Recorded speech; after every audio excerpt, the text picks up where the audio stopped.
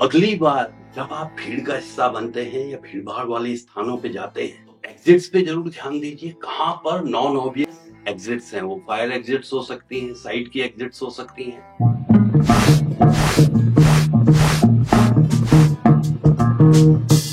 उत्तर प्रदेश, हाथरस जनपद, मुगलगढ़ी गांव, नाम आपने जरूर सुना होगा। अभी हाल 2 जुलाई को यहाँ पर एक प्रवचन हो रहा था, उसमें भगदड़ मची और 121 के करीब व्यक्ति मारे गए। स्टैम्पीड, नारायण सकलहरी या भोले बाबा, उनका प्रवचन चल रहा था। आस पड़ोस के गांव से भारी संख्या में लोग वहां इकट्ठा हुए थे।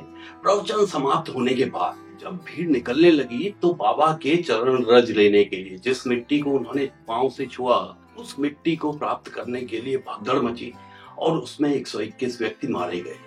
कितना विभत्स ये दृश्य रहा होगा, इसका अनुमान इस बात से लगाया जा सकता है कि इसका रिस्पॉन्ड कर रही थी जो पुलिस फोर्स, उसमें एक अफसर को ये सब देख के हार्ट अटैक हो गया।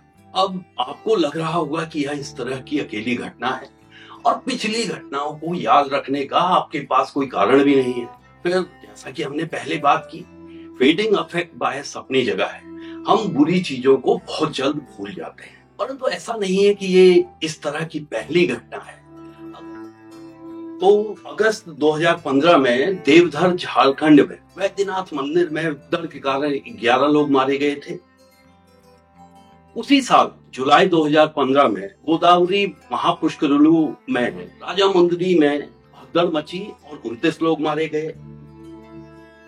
अक्टूबर 2014 को पटना में दशहरे के उत्सव में जो गढ़ी मैदान था, उसमें भगदड़ मची और 32 लोग मारे गए। उसी तरह अक्टूबर 2013 में नवरात्र के समय मध्य प्रदेश रतनगढ़ में माता मंदिर में भगदड़ मची और 115 लोग मारे गए। जनवरी 2011 में शबरीमाला में हुई भगदड़ में 102 लोग मारे गए। सितंबर 2008 में नवरात्र का पहला दिन था, मेहरानगढ़ किले में जो चामुंडा देवी का मंदिर है, उसमें भगदड़ मची और 224 लोग मारे गए। इससे पहले अगस्त 2008 में हिमाचल में नैना देवी मंदिर में भगदड़ मची, जिसमें 162 लोग मारे गए। अब ये सब सुन के आपको लग रहा होगा कि ऐसा केवल हमारे यहाँ या हिंदुस्तान में होता है। ऐसा भी नहीं है, विदेशों में भी इस तरह की घटनाएं हुई हैं। जुलाई 2010 में जर्मनी में लव परेड हो रही थी, जिसमें की भगदड़ मची और 21 लोग मारे गए। 2010 में फॉकलैंड कंबोडिया में एक धार्मिक उत्सव हो रहा था। उत्सव स्थल तक आने के लिए अकेला एक पुल था, एक ही एक्सेस थी और भीड़ ज्यादा होने की वजह से पुल स्वे करने लगा, जिसकी वजह से भगदड़ मची और इस भगदड़ में 347 के करीब लोग मारे गए। सितंबर 2015 में हज के दौरान मक्का में भगदड़ मची और वहां पर 2300 लोग मारे गए। अप्रैल 2021 में इजराइल में मैरोन में एक धार्मिक उत्सव चल रहा था, ब्लैक बॉमर धार्मिक उत्सव चल रहा था, जिसमें भगदड़ मची और 45 लोग मारे गए। अब भगदड़, जहां भीड़ होगी वहां भगदड़ या इस तरह की स्टैम्पीड की संभावना रहेगी। कई बार जैसा कि हम समाचारों में सुनते हैं या अखबारों में पढ़ते हैं, हमें लगता है कि इस तरह की स्थितियों में किसी कारण से भीड़ एकदम जानवरों की तरह एक तरफ बदहवास होकर दौड़ना शुरू कर देती है और उसी में ट्रैम्पलिंग से कुचले जाने से लोगों की मृत्यु होती है। और कई बार जो समाचार माध्यम है वो इस तरह से दर्शाते हैं कि इस सब के लिए भीड़ उत्तरदायी है, न कि आयोजक। अगर आप विशेषज्ञों से बात करें जो इस भीड़ प्रबंधन पे काम कर रहे हैं, उनसे बात करें, उनका मानना यह है कि इस तरह की जो एक तरफ दौड़ना, बदहवास होकर लोग दौड़ना शुरू करते हैं, वो तभी होता है जब किसी खतरे से बचने के लिए भीड़ दौड़ने का प्रयास करे, जिसमें कि हमारी नैसर्गिक बचे रहने की जो प्रवृत्ति है वो काम करती है और हम ऐसी दिशा में दौड़ना शुरू कर देते हैं, भागना शुरू करते हैं, जाने की कोशिश करते हैं जहां पर कि हम सुरक्षा देखते हैं। इसके अलावा उनका मानना है कि इस तरह की जो भगदड़ वाली बात है या ट्रैम्पलिंग है वो नहीं होती है। फिर ट्रैम्पलिंग में या कुचले जाने में जो चोटें लगती हैं वो प्राणघाती नहीं होती हैं। और जैसा कि प्रायः समाचार माध्यमों में बताया जाता है कि मास पैनिक होता है, लोग एक दूसरे से आगे निकलने की कोशिश करते हैं, तो विशेषज्ञों का ये भी मानना है कि मास पैनिक की स्थिति ज्यादातर घटनाओं में नहीं होती है। लोग एक दूसरे की मदद करने की कोशिश करते हैं और कई बार अपने जीवन को संकट में डाल के दूसरे को बचाने की कोशिश करते हैं। तो सवाल ये है कि तब इतनी बड़ी संख्या में लोग मारे क्यों जाते हैं? तो विशेषज्ञों का मानना है कि इस तरह की भीड़ में लोगों की संख्या से कहीं ज्यादा उत्तरदायी भीड़ की डेंसिटी है। क्राउड डेंसिटी कितनी है उसके ऊपर निर्भर करता है कि किस तरह का दुर्घटना हो सकती है। और उनका मानना है कि जब क्राउड डेंसिटी 4-5% पर स्क्वायर मीटर से अधिक होने लगती है तो खतरा बढ़ने लगता है, और जब ये क्राउड डेंसिटी 6 से 7% पर स्क्वायर मीटर, एक स्क्वायर मीटर के अंदर जब 6 से 7 लोग आ जाते हैं तो इतनी ज्यादा हो जाती है कि आप इंडिपेंडेंटली हिलडुल नहीं सकते हैं। और उस समय जो ये भीड़ है एक वेव की तरह एक्ट करती है, एक पूरे की पूरी एक बॉडी के रूप में एक्ट करना शुरू करती है और वेव्स की तरह आगे पीछे बढ़ने लगती है। और इस समय लोग इतना एक दूसरे के पास होते हैं कि वो सांस लेने के लिए अपने सीने को फुला नहीं पाते हैं। सांस लेने में कठिनाई महसूस होने लगती है और कई बार खड़े खड़े उनका दम निकल जाता है, उनके प्राण खड़े खड़े ही निकल जाते हैं। ऐसे में जब भीड़ वेव्स की तरह जा रही हो, कोई व्यक्ति नीचे गिरता है या झुकता है तो जो खाली जगह बनती है उसको भरने के लिए वेव आगे चढ़ती है और इससे एक बड़ा वॉइड और बन जाता है, जिससे और ज्यादा लोग गिरने लगते हैं, दबने लगते हैं।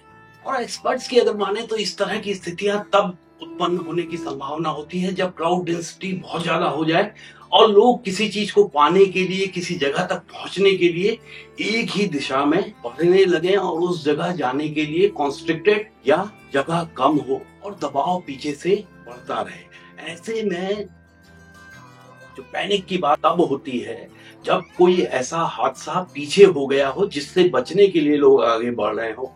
ऐसे में जो लोग पीछे हैं वो जोर लगाते हैं और आगे बढ़ने का प्रयास करते हैं और आगे जो चोक पॉइंट है वहां पे निकलने के लिए पर्याप्त जगह नहीं होती है। आगे वाले जो लोग हैं उस दबाव को झेल नहीं पाते हैं और पीछे वाले को पता नहीं होता कि आगे वाला दब रहा है, क्रश्ड हो रहा है और वो पीछे से जोर लगाते रहते हैं। अब कई बार हम भीड़ को सीरियसली नहीं लेते हैं, आयोजक भी भीड़ को सीरियसली नहीं लेते हैं। वो इससे किस तरह का जोखिम उत्पन्न हो सकता है उसका सही से आकलन नहीं करते हैं।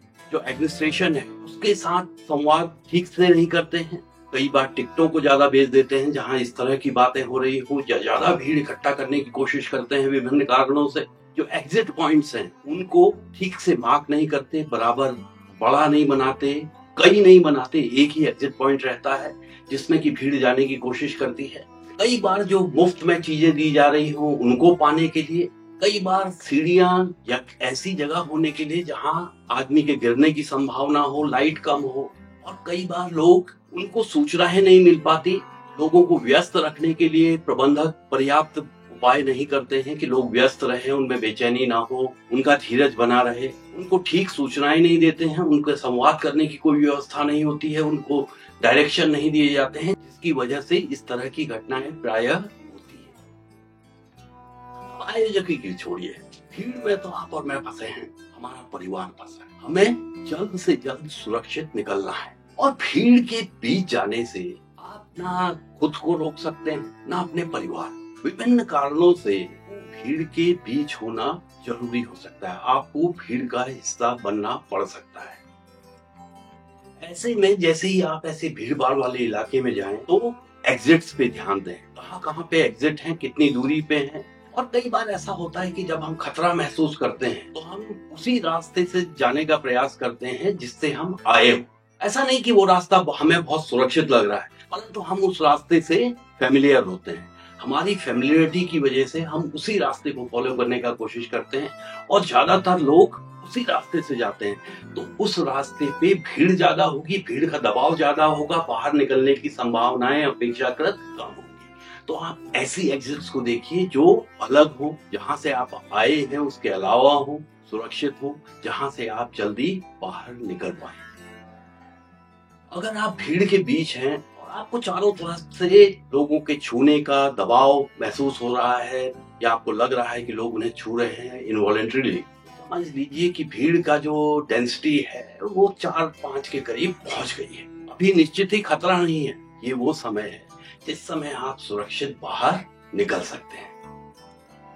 परंतु विभिन्न कारणों से हो सकता है आप बहुत देर से इंतजार कर रहे हो सकता है इस दिन के लिए आप बहुत दूर से आए हो। एकदम से ये डिसाइड कर पाना कि मैं भीड़ को छोड़ के चला जाऊं, ये कई बार संभव नहीं होता है।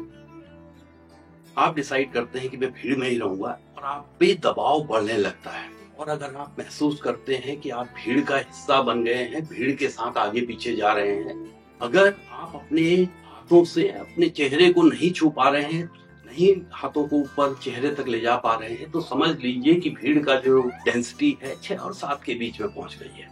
अब खतरा रियल हो गया है। ऐसे में आप जहां तक संभव हो खड़े रहें, लड़खड़ाएं नहीं, संतुलित रहें। अपनी एनर्जी को यथासंभव कंजर्व करें, बेवजह लोगों पे ना चिल्लाएं, बेवजह बातचीत ना करें।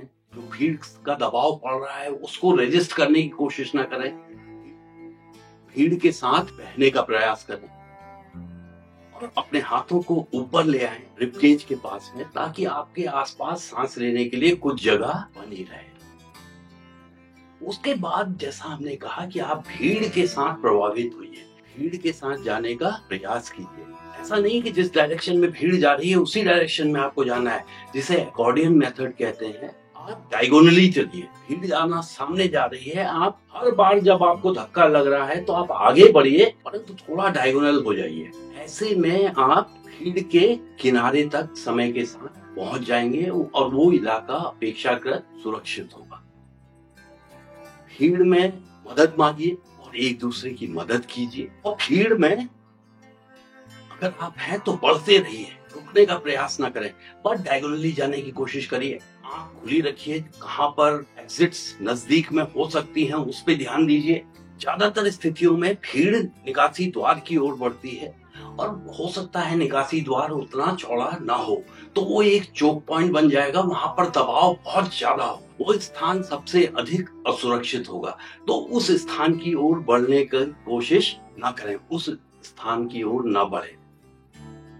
ऑब्वियसली जिस ओर पूरी की पूरी भीड़ जा रही है उस तरफ जाने की कोशिश ना करें, उस स्थान से अलग जाने की कोशिश करें, तो आप भीड़ में सुरक्षित रह पाएंगे।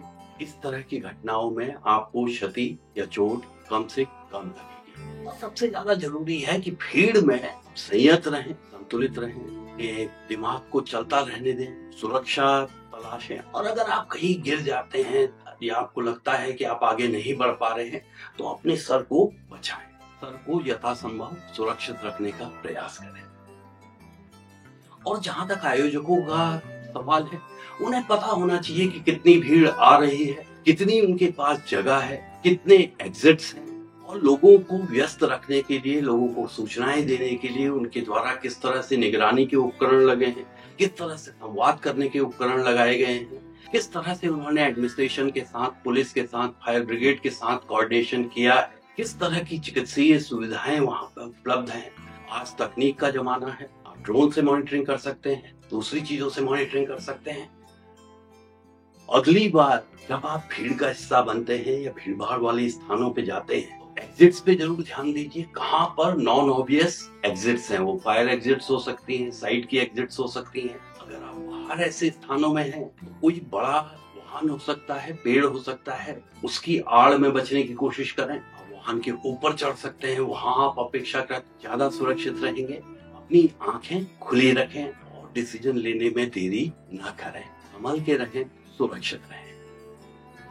अगर आपको इस चैनल में बताई गई बातें, हमारे द्वारा दी गई जानकारियां अच्छी लग रही हैं, उससे कुछ लाभ हो रहा है, तो चैनल को लाइक कीजिए, शेयर कीजिए, सब्सक्राइब कीजिए। धन्यवाद।